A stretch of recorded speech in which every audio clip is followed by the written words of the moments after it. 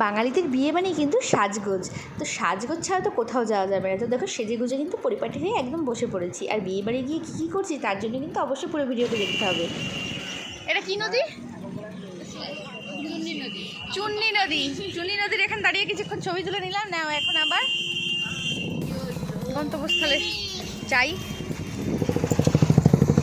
আবার বসো। লাইফে কোনো বিয়ে বাড়িতে মানে এত সকাল সকাল সেজে যায়নি, যেরকমটি সেদিনকে গেছিলাম। এই দেখো আমরা কিন্তু দিনের বেলাতেই গেছি, আর যেহেতু অনেকটাই দূর তার কারণে কিন্তু একটু দিন অবস্থাতেই গেছি যাতে তাড়াতাড়ি ফিরে আসতে পারি। আর এই দেখো সেজে গুজে সবাই আমরা ঢুকে পড়েছি কিন্তু। আর এই দেখো পুরোটাই দিন দেখতে পাচ্ছ। আর তোমাদের সাথে একটু দেখো ডেকোরেশনটা একটু শেয়ার করে দিলাম।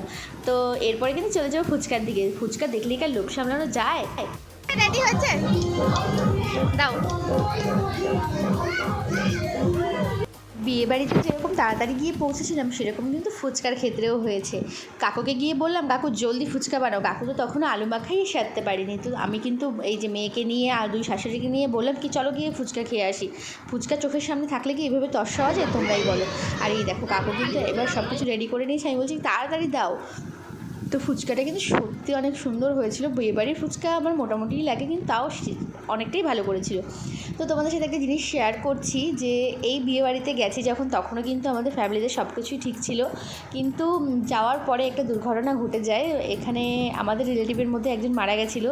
তো যে কারণে আমাদের কারোরই আর মেন কোর্সের কোনো কিছুই খাইনি আমরা। মানে যখন বসেছিলাম না মেন কোর্স খেতে, তখনই হচ্ছে খবরটা আসে যে এরকম একজন মারা গেছে।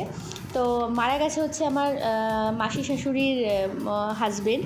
তো সে কিন্তু মারা গেছে। আর ওই খবরটা শুনে কিন্তু আমার শাশুড়ি সবারই মন অনেকটা ভেঙে গেছিলো। তো সেটা তো দেখে বুঝতেই পারছেন তখন তার খাওয়া আসে না। তো তখন কিন্তু সবাইকে নিয়ে সাথে সাথে কিন্তু বেরিয়ে পড়েছিলাম বাড়ির উদ্দেশ্যে। তার জন্য আর তোমাদের সাথে খাওয়াটা শেয়ার করতে পারলাম না। আর এই দেখো এটা কিন্তু বিয়ের মণ্ডপ, আর এটাকে খুব সুন্দর করে ডেকোরেশন করা হয়েছিল।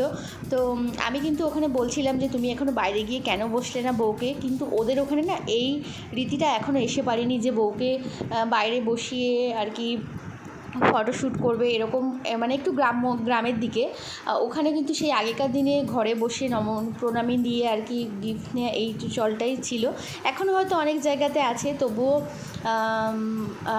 আমরা তো এখন দেখি না, কারণ আমরা দেখি যে বউকে বাইরে বসিয়েছে ফটোশ্যুট করছে। তো এই তার জন্য আর কি আমি জিজ্ঞাসা করছিলাম যে কেন এটা করলে না।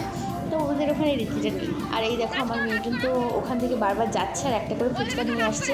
ও খাওয়ার থেকে নষ্ট করছে বেশি। আর এই দেখো শাশুড়ির মুখও কিন্তু কালো হয়ে গেছে, কারণ সবাই কষ্টে কান্নাকাটি, সবার কিন্তু অবস্থা খারাপ। তো আজকের মতন এই অবধি দেখা হবে পরের ব্লগে।